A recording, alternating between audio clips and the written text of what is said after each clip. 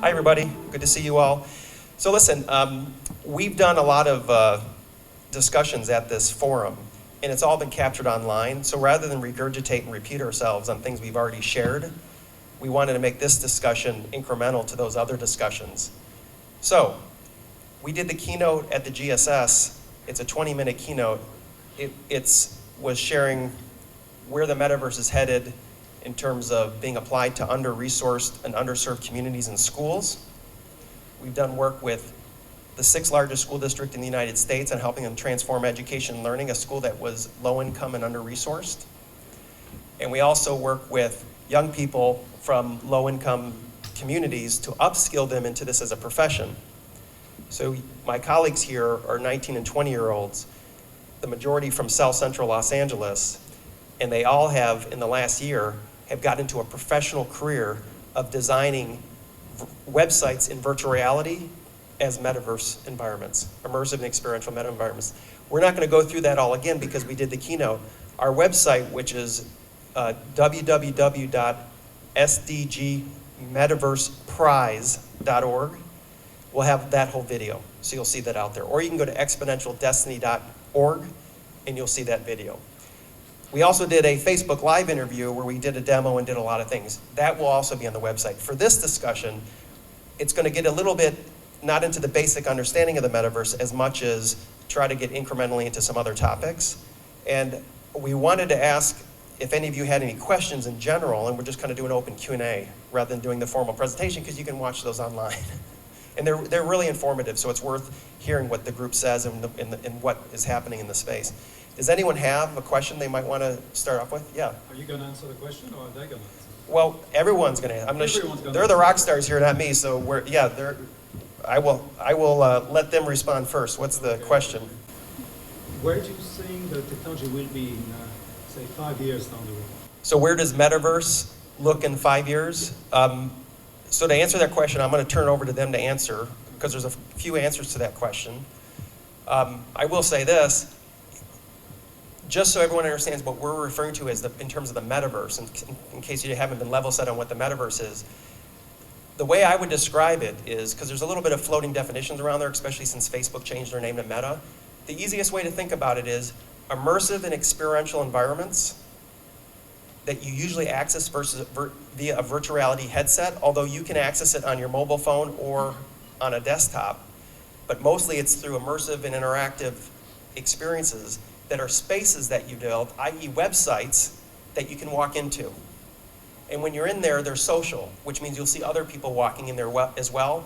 And those different places get connected, just like the World Wide Web got connected, where you can literally they're called portals, where you can walk into a different environment from one environment. And that is going to be a concept called the metaverse that's going to grow over time. So that's what we mean by a metaverse. That's the definition of it. Now, you can see the metaverse using augmented reality, which is glasses that you can see through the real world, but I see digital overlays on the real world. So the metaverse can come out onto the physical world. It's the web. It used to be called spatial web. It's coming out onto the physical world, augmented reality. Or you can have completely immersive, where you don't see any real reality. You're completely immersed in a digital space. Nothing is actually real. It's all digitally fabricated, but it's like you're there and it's like it's live. If you haven't tried, how many of you tried virtual reality? Almost everybody. How many of you tried virtual reality in the last 8 months? Nobody. One person. That's a typical statistic. Things hit a major inflection point in the last year. The thing finally grew up. It's ready for prime time. Partly COVID accelerated it because it made a demand in the marketplace because people had Zoom fatigue. So you saw a lot of venture capitalist money going into platforms that let you build things that never existed before, and the price came down. And the hardware, most importantly, the hardware came out where for a $300 headset, you get something that 5 years ago didn't exist, and if it did exist, it cost you $50,000 or $10,000 to have that type of hardware with accelerometer and all that tech in it. So in that context, the question is, we know where it is today, but headsets, 4K resolution in each eye, pretty advanced stuff. You can see the demo over here, but why don't I turn it over to my team. I'll start with Marco, and you guys can each give your perspective on, because we talk about this a lot, where it's going to be, and there's some interesting things. There's hardware, software, and just use cases. Thank you, Marcus. Marco Vargas, proudly born and raised in South Central Los Angeles. Excited to be here at the ITU. So the future of the metaverse, I think I'll share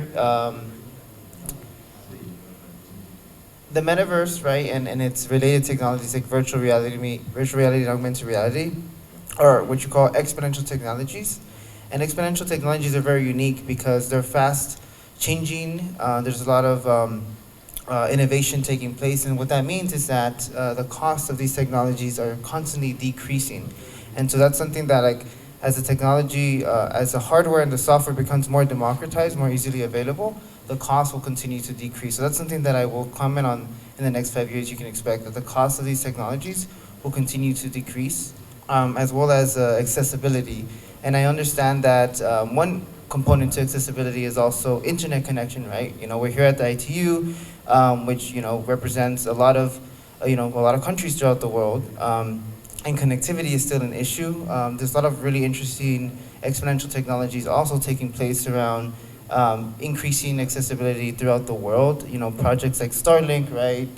Google Lunar, and then also the increase in availability of 5G, so that way experiences can be a lot more experiential and specifically more advanced. Like, for example, right now, the quality of experiences has, even in the last few months, improved so much just because 5G has been rolled out, and there's the hardware is more compatible with the new 5G technology. But those are some comments that I will make. Not sure if anyone else would like to comment on where the metaverse is going in the next 5 years. Hello, everyone. My name is Juan Felix, also born and raised in South Central Los Angeles. Something about me is that I'm working for a global consumer product company as their head of VR. So a use case or where I see the metaverse via virtual reality going in the next 5 years is I see, if not every company, then most companies will own space or have a space in the metaverse, will have their website designed in the metaverse, will have a space in the metaverse where they will be able to interact with clients, stakeholders, or they would have their, they would showcase their business in the metaverse. So I'm already a use case of that new economy there. So I believe that a lot more companies will start going and building spaces inside the metaverse, like with some of the platforms we use. I'll just add to that. To further on Juan's point, right now there's very few companies you'll see that have a metaverse space. We've done 30 companies in the last year. Things are really starting to explode now. Why are there not a lot? Because a year ago it was way too expensive and the technology didn't work that well. So the inflection point happened, and businesses are starting to realize that. I work with Fortune 500 companies at the board of directors level getting into these environments, and that demand just existed in the last 18 months because the headsets finally came down in price. They didn't make you nauseated anymore. The quality went up, and you had environments that you could build and create things. So Juan's point is 100% within 5 years, just like every company or business has a website, every company, every business, every organization, and most individuals will have a metaverse space, an immersive and experiential environment that you go into they've created that feels very lifelike, that just is any type of aspect or permutation they want to create to express their brand or service. That's great, Juan. Pablo, how about you go? Maybe talk about, he's our chief technology officer.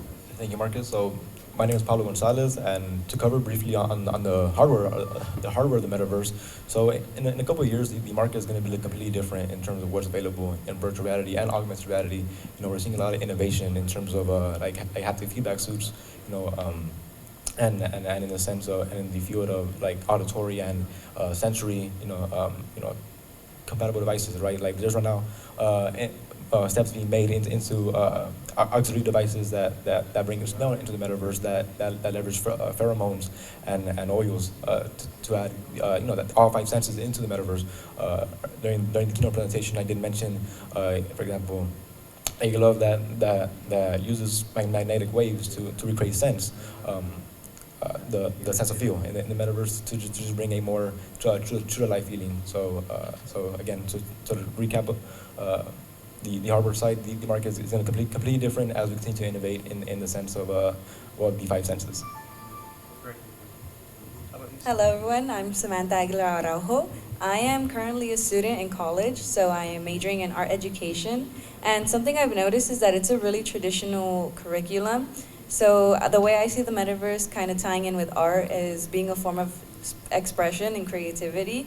So I've already experienced this because I do some experimenting on my own by trying to look for new applications or softwares that where I can create art or just try to merge art and education inside the metaverse. And I think it's gonna just blow up even farther because it's still in the developing phases that I've seen in some of the softwares. And I'm excited to see where it goes because I do think so much art and so much potential can come out of the metaverse.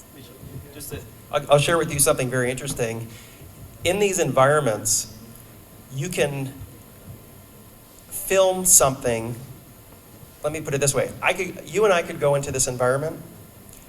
I could take any avatar and make it as my face. I could take Queen Elizabeth and make myself Queen Elizabeth so I look like her, just off of a photo off the internet. Okay? That's how you create your avatar, with an AI that takes the photo and turns it into you. But you can do that with any photo off the internet. I can make a whole play around the Queen of England centuries back. And I could bring in artifacts and objects into that environment to make it feel like that scene. I could do that in the next hour. We could create that environment. That's how quickly you can produce now. I could even have Pablo take his phone, his new iPhone, and take a LiDAR and scan some sculpture here in the, or go to England and scan an actual sculpture and then bring that into the metaverse. We've done that. These are basic products on your phone and stuff. I could go create that environment. Now here's the interesting thing. Once I create that environment, to Sam's point, if we were theater majors, we could actually make a play with all the characters in the play, and the environments that we work in let you record the theater and then play those recordings back and even put recordings within recordings. So we could make a scene of Queen Elizabeth doing something, whatever queens do back in the day, and we could record that, but then we could also record and play her with rain and thunder and lightning.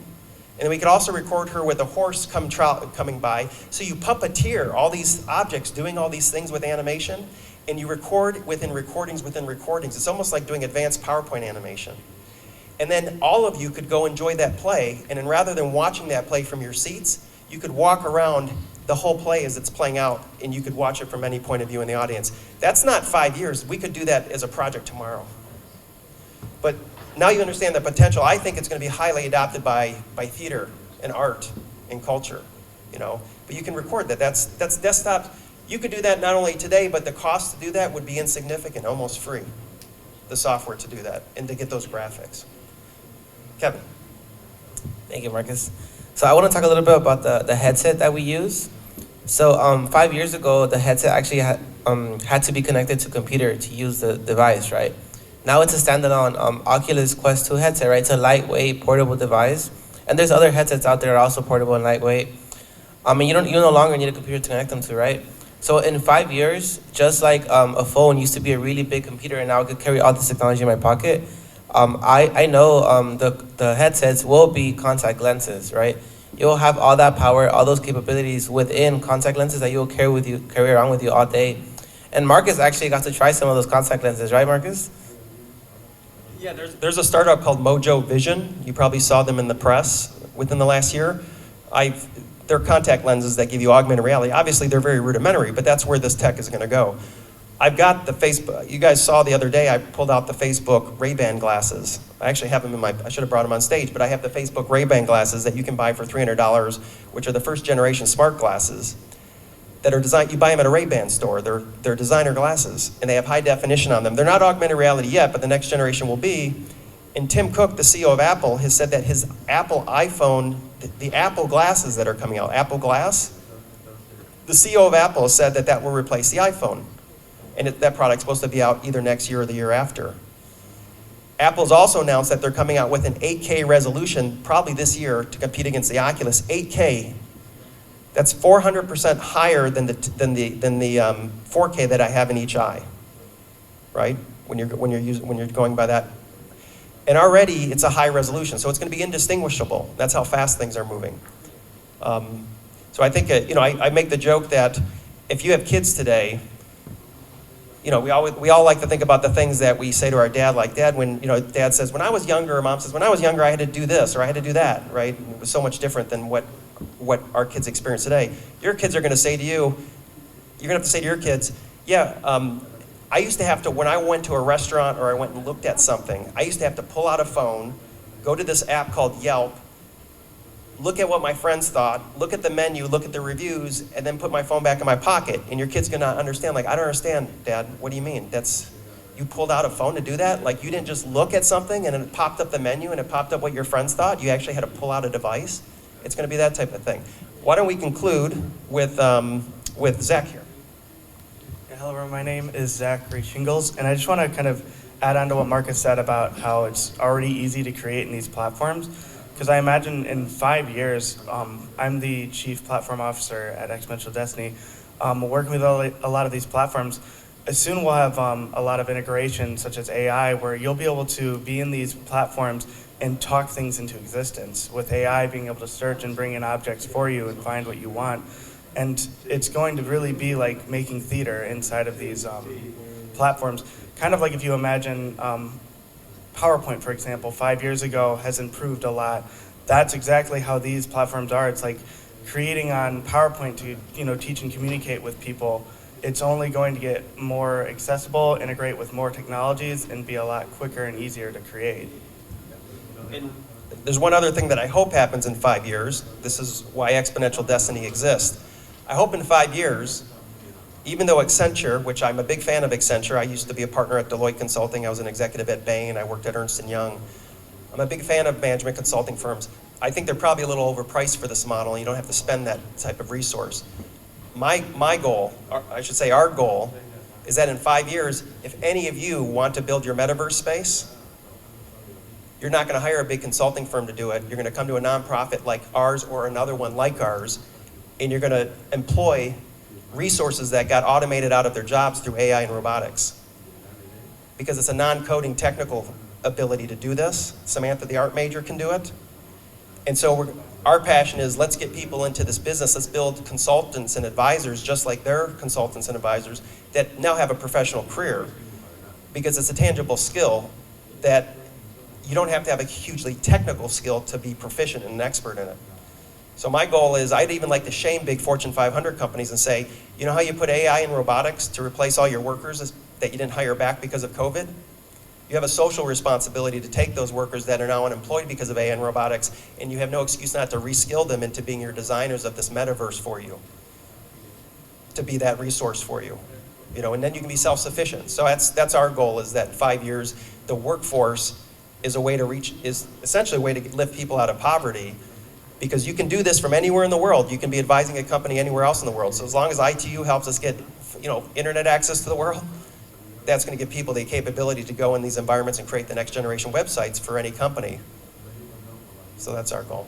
Good question, long answer. Yes, a follow-up. What's it going to look like in 10 years? Let's go. I'm not an engineer, just another user. But if the blockchain concept can be used in your... That's a great question, yeah. Then how would you, why not use it to, let's say, give a platform to scientists, to historians, in any field, in order to counteract all kinds of conspiracy theories which are flying around. So I can give back to the internet, to that technology. For me, its initial goal, which was to really give access to facts to everyone and not make use of those facts or divulgate all kinds of fake news and whatnot. So, well, let me answer a question. I don't know if the camera picks up the question, so I'll repeat it real quickly. And maybe I'll rephrase it a little bit too. And this is actually a great follow-up question, because we haven't talked about decentralized architectures and blockchain. And a lot of decentralized architectures is what's pushing the metaverse. What does that mean? That means rather than some centralized company like Facebook who created Meta, being the owner, just like they are the owner of social media, being the predominant centralized owner and gatekeeper of social media, there's a big push, particularly for my community, to make the metaverse a decentralized-based model built on blockchain architecture. Now, blockchain architecture is pretty archaic today. It's like DOS back in the day. You can't do a lot with it yet. But as it evolves and new techniques come out like Definity and Ethereum 2, a proof of work, the proof of stake, these other models come out, hopefully within 5 years, decentralized architectures will scale. What does that mean? That means the metaverse, when we create the metaverse, it won't be owned by a centralized source. It'll be a utility that we're all using publicly, and no one's the gatekeeper on it, just like no one can turn off crypto. These environments, which has pros and cons, by the way, because there could be illicit activity and nefarious actors as well. The thing that's going to be interesting, and this is really getting to kind of the philosophy of what's going to happen here, you're going to start to have cryptocurrency in those decentralized architectures because it's a natural fit. That's going to be the currency. And NFTs, the only reason NFTs are popular right now is because the reason you buy that NFT for $25 million at Christie's auction house is because when you all come to my house in 5 years in the metaverse, you're going to think I must be someone important because I got that NFT on my wall, just like having a Van Gogh on the wall. That's the only reason these NFTs are making any money right now is because they're objects that you will be able to say, I have the original, it's the Mona Lisa that's on my, that's why they're popular. People are projecting that in the metaverse in 5 years. It'll be status symbols just like in the real world. If we're as pathetic into commercial status symbolism as we are today, yes, it probably will be. Hopefully we can grow out of that though. But there will be new digital whole economies in the metaverse where people will live, play, and work. And governments will be formed there, or new forms of government will be formed there. And it will be a very interesting time for society because people will start to realize in this environment, it's where they do like to spend most of their time. Is that a hard leap of faith to think? No. How much time are young people spending on their phones and digital? How many time do we spend on the internet and digital devices all day? You will walk around this environment and it will be normal for us to be productive, take art, culture, etc. Again, I'm not saying that's necessarily a good thing. There's isolationism, there's escapism, there's addiction that will come out of this. But just like any technology, AI, any invention, fire, there's pros and cons, right? So they'll have the same thing. But it will be interesting because crypto, NFT, decentralized architectures, blockchain are all integrated, and artificial intelligence too, are all integrated. It will be a whole new economy going on there. So I think time-wise, I'm about to get the hook, I think. We can cut the camera and answer more questions, but if you go to www.exponentialdestiny.org or www.sdgmetaverseprize.org, because we did launch a global prize with the UN ITU this week for students that want to get into this. And we have prize money that we're giving to teams for creating the best environment. It's a nonprofit initiative, so they keep your own intellectual property, and we even will help you afford a headset if you need it. Go to those websites, you'll see this video, but you also see the 2 videos that precede this, which are ones where we gave a little bit more general overview before we got into this type of detail. Okay, thank you.